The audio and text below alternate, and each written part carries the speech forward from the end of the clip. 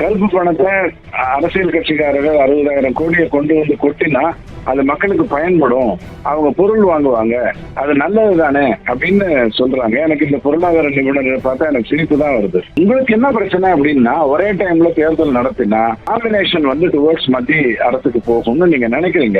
ஒரு மிஷின் சொன்னா அது 3 டப்பா, அந்த 3 டப்பால இருந்து 36,000 ரூபாய் 3 தேர்தலுக்கு உங்களால பயன்படுத்த முடியும். அவ்வளவுதான் அதனுடைய லைஃப். அதுக்கப்புறம் அதை தூக்கி போட்டு அங்க இருக்கக்கூடிய திருப்பதியில இருக்கக்கூடிய இத்தனை 5 வருடமா அங்க இருந்தவங்க இதை பற்றி எந்த ஒரு உணர்ச்சியும் இல்லாம உணர்வும் இல்லாம அதை தயார்படுத்தி கொடுத்துருக்காங்கன்னு சொன்னா நான் முதல்ல அவங்கள தான் சந்தேகப்படும். நீங்க அவர் ஒரு கன்வெர்டட் கிறிஸ்டின், அதனால திருப்பதி பத்தி அவர் கவலைப்படல, அவர் எப்படி வேணாலும் பண்றாங்கன்னு நீங்க சொன்னீங்கன்னா அதுல நியாயம் இருக்கு, நானும் ஒத்துக்கிறேன்.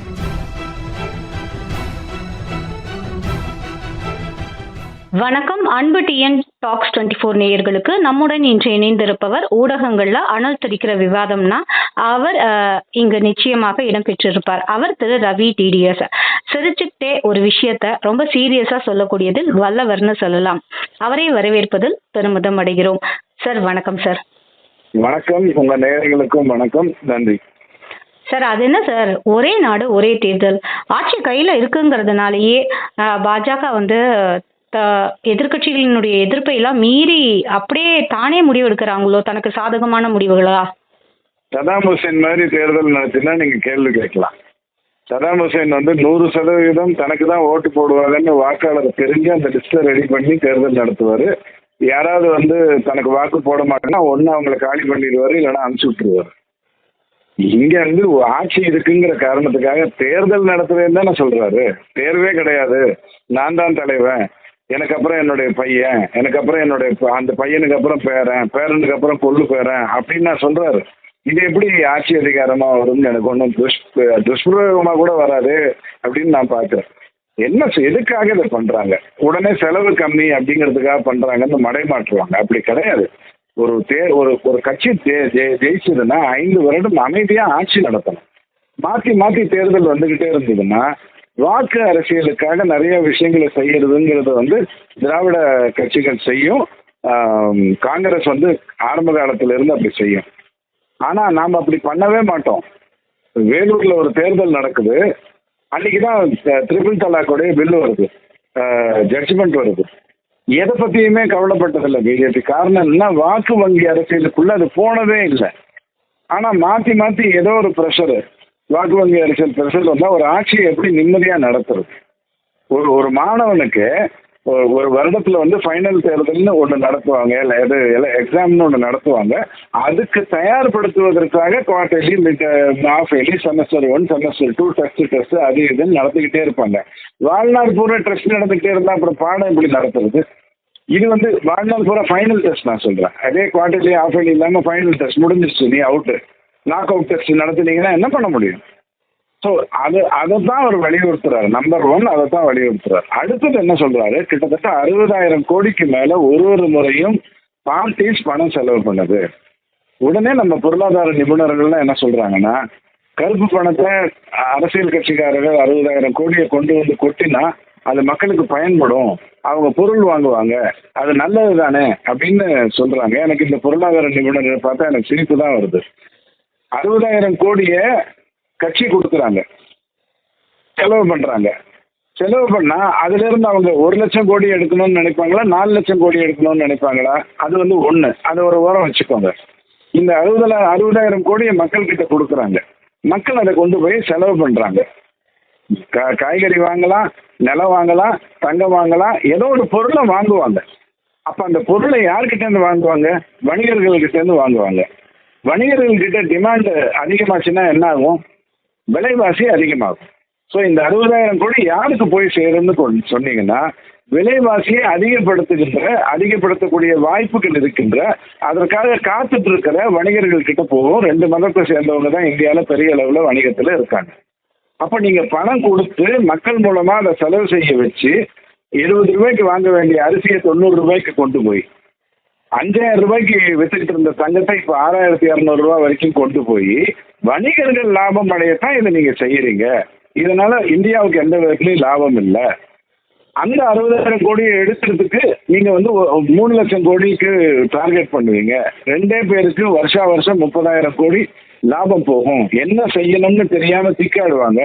அப்படிங்கறதெல்லாம் உங்க முன்னாடி எடுத்து வச்சுட்டு ஐயா ஒரே தேர்தல்ல முடிச்சுப்போம். ரைட். அடுத்தது உடனே என்ன சொல்றாங்க, ஒரே தேர்தல்னு வச்சா வாக்காளர்கள் கன்ஃபியூஸ் ஆயிடுவாங்க. யார சொல்றாங்கன்னு எனக்கு தெரியல. நம்ம பாகிஸ்தான்ல இல்ல, நம்ம வந்து பங்களாதேஷ்ல இல்ல, வேற நாடுகள் அரபு நாடுகள்ல இல்ல. 2019 ஒரு தேர்தல் நடக்குது. கிட்டத்தட்ட 39 தொகுதி, 5 லட்சம் வாக்கு, 3 லட்சம் வாக்கு, 4 லட்சம் வாக்குன்னு வித்தியாசத்துல ஜெயிக்கிறாங்க திமுக. அதே நேரத்துல சட்டசபை 22 தொகுதிக்கு நடந்தது. அந்த 22 தொகுதியில 9 தொகுதி அதிமுகவால தக்க வச்சுக் கொள்ள முடிஞ்சது. மீதி இருக்கக்கூடிய 13 தொகுதிகள் தான் திமுகவுக்கு போச்சு. அங்கேயும் வாக்கு சதவீதம் ரொம்ப கம்மி, விக்டரி மார்ஜின் ரொம்ப கம்மி. ஒரே நேரத்துல 10 செகண்டுக்குள்ள 2 ஓட்டு போட்டு தமிழர்கள் 22 தொகுதியில கிட்டத்தட்ட 10% சட்டசபை தொகுதியில தன்னுடைய புத்திசாலித்தனத்தை நியமிச்சு புரிய வச்சிருக்காங்க. இன்னொன்னு எடுத்துக்கோங்க, மொழிவாரி மாநிலம்ங்கிறது வந்து ஆந்திராவும் தெலுங்கானாவும் 2ஆ பிரிஞ்சிருச்சு. தெலுங்கானால பிஆர்எஸ் என்ற ஒரு காரணத்தினால மாநில சட்டசபை தேர்தல் தனியாகவும் பாராளுமன்ற தேர்தல் தனியாகவும் நடக்கும். போன முறை நடந்தது 2024. அதுக்கு முன்னாடி சட்டசபையில் நடந்தது தெலுங்கானால. ஆந்திரால சேர்ந்து நடந்தது. இப்போ 2024 சேர்ந்து நடந்தது. சேர்ந்து நடந்த இடத்துலையும் அவங்க வாக்கு வந்து நாயுடுக்கு போட்டாங்க, ஜெகனை வந்து தூக்கி போட்டாங்க.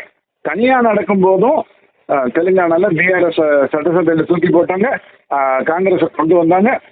இது பாராளுமன்ற தேர்தல் நடக்கும்போது காங்கிரஸுக்கும் பிஜேபிக்குமான போட்டியா மாதிரி 2 பேரும் சமதளத்தில் வெற்றி பெற்றாங்க. ஒரே மாநிலம் 2ஆ பிரிஞ்சது, ஒரே மொழிவாரியான மக்கள் 2ஆ பிரிஞ்சது. 2 இடத்துல 2 விதமா நடந்தது, தனித்தனியாகவும் நடந்தது, சேர்ந்து நடந்தது. ஆனா முடிவு ஒரே மாதிரி கொடுத்தாங்க. இந்த மாதிரி புத்திசாலித்தனமான வாக்காளர்கள் கையில இருக்கிற இடத்துல அவன் குழம்பு போயிடுவான்னு நினைச்சீங்கன்னா அது எவ்வளவு பெரிய முட்டாள்தனம். உங்களுக்கு என்ன பிரச்சனை அப்படின்னா, ஒரே டைம்ல தேர்தல் நடத்தினா டாமினேஷன் வந்து டுவர்ட்ஸ் மத்திய அரசுக்கு போகும்னு நீங்க நினைக்கிறீங்க. காங்கிரஸ் மாதிரி உங்களுக்கு கையை கட்டிட்டு சேவகம் பண்ணக்கூடியதா பிஜேபி இருக்கணும்னு நினைக்கிறீங்க. அது அதிமுகவாலையும் முடியாது, திமுகவாலையும் முடியாதுன்னு பிஜேபி ஏற்கனவே சொல்லிடுச்சு. நீங்க தேர்தல்ல மாநில தேர்தலுக்கும் மத்திய தேர்தலுக்கும் வித்தியாசம் தெரிஞ்சு வாக்களிப்பாங்க. கர்நாடகாவில் எடுத்துக்கோங்க, 2018 காங்கிரஸ், 2019 பிஜேபி, 2023 காங்கிரஸ், 2024 பிஜேபி பெரிய பதவி. இப்படி தெள்ள தெளிவா ஓட்டு போடக்கூடிய இந்தியாவா? கேரளால வேணா மாற்றி மாற்றி ஓட்டு போடுற வேலையை செய்வாங்க. அது கூட இந்த கடந்த 2 தேர்தலா கேரளால கூட அப்படி செய்யல. காங்கிரஸுக்கு தான் ஓட்டு போட்டாங்க, கம்யூனிஸ்ட் தூக்கி போட்டாங்க. இப்படி புத்திசாலித்தனமான வாக்காளர் இருக்காங்க, அவங்க நேரத்தை வீணடிக்காதீங்க அப்படின்னு சொல்லிட்டுமா அவர் வந்து இதை நடத்தணுங்கிறார். உடனே அடுத்தது என்ன சொல்றாங்க அப்படின்னா, உள்ளாட்சி தேர்தலுங்கிறதெல்லாம் மாநில அரசு செய்ய வேண்டியது, அதை எப்படி நீங்க சேர்த்து நடத்துவீங்க? சேர்த்து நடத்தணும்னு சொல்றோம். நீங்க நடத்தல, தலைவருக்கு 62வது பிறந்த நாள், அதனால 62 ஜோடிக்கு கல்யாணம் பண்ணி வைக்கிறேன்னு அதில் ஒரு 4 ஜோடிக்கு ஏற்கனவே கல்யாணம் ஆகி 2 குழந்தை இருக்கும், இருந்தாலும் வா உள்ள வச்சுக்க, அப்பதான் சீர் கிடைக்கும்னு சொல்லி உள்ள கொண்டு வந்து நீங்க நடத்துறீங்க. ஆனா மத்திய அரசு என்ன சொல்லுது, நீ வந்து யாராக இருந்தாலும் தேர்தல் ஆணையம் வந்து பொது தேர்தலா இருந்தா மட்டும்தான் அது மத்திய அரசினுடைய கண்ட்ரோல்ல வரும். ஆனா மாநில அரசு அதிகாரிகள் தான் அதுல வேலை செய்வாங்க. உள்ளாட்சி தேர்தலுங்கிறது மாநில அரசினுடைய கண்ட்ரோல்ல வரும். அங்கேயும் அதே மாநில அரசு அதிகாரிகள் தான் வேலை செய்வாங்க. ஸோ அதிகாரிகள் ஒரே ஆளு தான், கண்ட்ரோல் மட்டும்தான் ஸ்டேட்டுக்கும் சென்ட்ரலுக்கும். அதை நடத்துற விதத்துல மாறும். நீங்க தான் தேசிய சிந்தனை உள்ள ஆளாச்சு.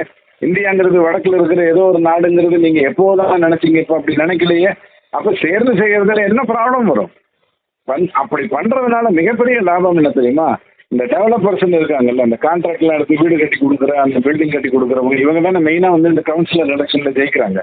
இவங்க தங்க வேலையை பார்ப்பாங்க, எம்எல்ஏக்கள் தங்கள் வேலையை பார்ப்பாங்க, எம்பி தங்கள் வேலையை பார்ப்பாங்க. ஒரே நாளில் 4 தேர்தலில் சேர்ந்து நடந்ததுன்னா அது மிகப்பெரிய சந்தோஷத்தை கொண்டு வந்து கொடுக்கும். செலவு கம்மியாகும். ஒரு மிஷின் சொன்னா அது 3 டப்பா. அந்த 3 டப்பாங்கிறது 36,000 ரூபாய். 3 தேர்தலுக்கு உங்களால பயன்படுத்த முடியும். அவ்வளவுதான் அதனுடைய லைஃப். அதுக்கப்புறம் அதை தூக்கி போட்டுது. அப்ப அந்த 3 தேர்தலுங்கிறது 3 பொது தேர்தலா இருந்தா 15 வருஷத்துக்கு நம்ம கிட்ட வரும். தனித்தனியா நடத்தினீங்கன்னா ஒரே வருஷத்துக்குள்ள சட்டசபை, மாநில மத்திய தேர்தல், உள்ளாட்சின்னு சொல்லி முடிஞ்சு போயிடும். ஸோ இதையெல்லாம் உங்களுக்கு வந்து எக்ஸ்பிளைன் பண்றோம். ஐயா இப்படி இருக்குது, நம்ம பண்ணுவோம் அப்படின்னு சொல்லிட்டு கருணாநிதி ஐயா நெஞ்சுக்கு நீதி பாகம் 2 273வது பக்கத்துல தெல்ல தெளிவா எழுதியிருக்காரு. ஒரே டைம்ல பஞ்சாயத்து தேர்தல் எல்லாம் சேர்ந்து நடக்கணும் அப்படின்னு அவர் எழுதியிருக்காரு. அதை தூக்கி ஐயா கருணாநிதி படிச்சதையா சொன்னதையாவது நீங்க பாருங்க அப்படின்னு சொல்லி உங்களுக்கு ஞாபகப்படுத்துறோம். இதுக்கு மேல வேற என்ன பண்ணணும்? இது எப்படி எதிர்ச்சாதிகாரமா மாறும்னு எனக்கு தெரியல. இம்ரான்கான் ஜெயிக்கிறாரு, ஆனா மிலிட்டரி சொல்றது இல்ல முடியாதுங்க. தொங்கு பாராளுமன்றத்தை கொடுக்குறாங்க பாகிஸ்தான்ல, அதையெல்லாம் பொறுத்துக்கிட்டு நிக்கிறோம். பங்களாதேஷ்ல தேர்ந்தெடுக்கப்பட்ட ஒரு அரசு, நியாயமா தேர்ந்தெடுக்கப்பட்டதுன்னு நான் சொல்ல மாட்டேன், ஆனா தேர்ந்தெடுக்கப்பட்ட ஒரு அரசு தூக்கி போட்டுட்டு இப்ப யாரையோ ஒருத்தனை கூப்பிட்டு வந்து இவரு தான் இனிமேல் பங்களாதேஷை நடத்துவாங்கன்னு சொல்றீங்க. இந்த மாதிரி அராஜகங்கள் எல்லாம் வாய மூடிட்டு கேட்டுட்டு இந்திய ஜனநாயகத்தை பார்த்து கேள்வி கேட்கறீங்கன்னு சொன்னா தயவு செஞ்சு எந்திரிங்க, காலையில 6 மணி ஆகி போச்சு அப்படின்னு ஞாபகப்படுத்தலாம். இல்லைன்னா ஒரு பக்கெட் தண்ணி எடுத்து மூஞ்சில ஊற்றலாம். சார், நீங்க சொன்ன நிறைய விஷயங்களை உற்று நோக்கும்போது ஒன்னே ஒன்று புரியுது. எல்லாத்தையும் ஒரே நேரத்துல தேர்தல் வச்சீங்கன்னா அவங்கவுங்க வேலையை பார்ப்பாங்க. மக்களுக்கு சில நலத்திட்டங்கள் குறிப்பா டயத்துக்கு போய் சேரும். ஒரே நேரத்துல பெனிஃபிஷியரி மக்களா இருப்பாங்க. நிறைய திட்டங்கள் மக்கள்ல சென்றடையும், கொஞ்சம் ஃபாஸ்டா கூட சென்றடையும் அப்படிங்கிற மாதிரி எடுத்துக்கலாம்னு தோணுது சார். ஆமா சார், அடுத்ததா சமீபத்தில் சந்திரபாபு நாயுடு அவர்கள் ஒரு மிகப்பெரிய ஒரு புகாரை சொல்லியிருக்காரு. நீங்க திருப்பதி அப்படின்னாலே நம்ம லட்டை பிரிச்சு பார்க்க முடியாது. இந்த லட்டுல அனிமல் ஃபேட் இருக்கிற அந்த கண்டென்ட் சேர்க்கிறாங்க அப்படின்னும், இது இந்துக்களின் புனிதமா வழிபடக்கூடிய இந்த தளத்துல அவங்களுடைய நம்பிக்கையை குலைப்பதாக அமைகிறது அப்படிங்கிற மாதிரியான ஒரு பார்வையும் முன்வைக்கப்படுது. இதை பற்றி உங்கள் கருத்து? இல்ல, என்னை பொறுத்த வரைக்கும் ஆட்சி மாறலாம், ஆட்சி மாறுறதுனால கான்ட்ராக்டர்ஸ் மாறலாம், கான்ட்ராக்டர்ஸ் மாறுறதுனால வாங்கும் பொருள் மாறலாம். இது யதார்த்தமா நடக்கக்கூடிய ஒரு விஷயம். அங்க இருக்கக்கூடிய திருப்பதியில இருக்கக்கூடிய இத்தனை 5 வருடமா அங்க இருந்தவங்க இதை பற்றி எந்த ஒரு உணர்ச்சியும் இல்லாம உணர்வும் இல்லாம அதை தயார்படுத்தி கொடுத்துருக்காங்கன்னு சொன்னா நான் முதல்ல அவங்கள தான் சந்தேகப்படுத்துவேன். நீங்க அவர் ஒரு கன்வெர்டட் கிறிஸ்டின், அதனால திருப்பதியை பத்தி அவர் கவலைப்படல, அவர் எப்படி வேணாலும் பண்றாங்கன்னு நீங்க சொன்னீங்கன்னா அதுல நியாயம் இருக்கு, நானும் ஒத்துக்கிறேன். ஆனா இந்த அனிமல் ஃபேட் உள்ள வந்ததுங்கிறத இன்னைக்கு சந்திரபாபு நாயுடு ஐயா கண்டுபிடிக்கணுங்கிற அவசியமே கிடையாது. அதுக்கு முன்னாடி அந்த குவாலிட்டியில இருந்தவங்க அவங்க எல்லாரும் பண்ண முடியும். அவங்கள எத்தனை பேரை ஒரு வேலையை விட்டு நீக்கியிருக்காரு. இப்ப நீங்க பாக்குறீங்க, ஒரு இடத்துல தப்பு வருதுன்னு தெரிஞ்ச உடனே யார் சம்பந்தப்பட்டவன் தப்பு பண்ணானோ அந்த அதிகாரிகளை நீக்கிறதுங்கிறது நியாயமா நடக்குமா நடக்காதா? அப்படி பண்ணாம வெறும் குற்றத்தை மட்டும் தூக்கி போட்டு சொன்னாங்கன்னு சொன்னா இதை நான் ஒத்துக்க மாட்டேன். ஏன்னா எந்த ஒரு மதத்தை சார்ந்தவனாக இருந்தாலும் மத விஷயத்துல, அடுத்த மத விஷயத்துல இந்த மாதிரியான ஒரு தவறை பண்ண மாட்டாங்க. இப்ப ஹலால் ஃபுட்டு நீங்க சாப்பிடக்கூடாது, ஹலால்னு போட்டிருந்தா நம்ம சாப்பிட வேண்டாம்னு நம்ம ஏன் சொல்றோம்னா அது அந்த மதத்துக்கு விரோதமா நம்ம செய்யறோம்னு அர்த்தம் இல்லை. அதுல ஒரு குறிப்பிட்ட இனத்தவர் என்ன பண்றாங்கன்னா எச்சில் துப்பி ஹலால் பண்றாங்க. அவங்க நமக்கு வர்ற பொருள்ல யார் துப்பினான்னு நமக்கு எப்படி தெரியும்? அதனால நம்ம அதை சொல்றோம்.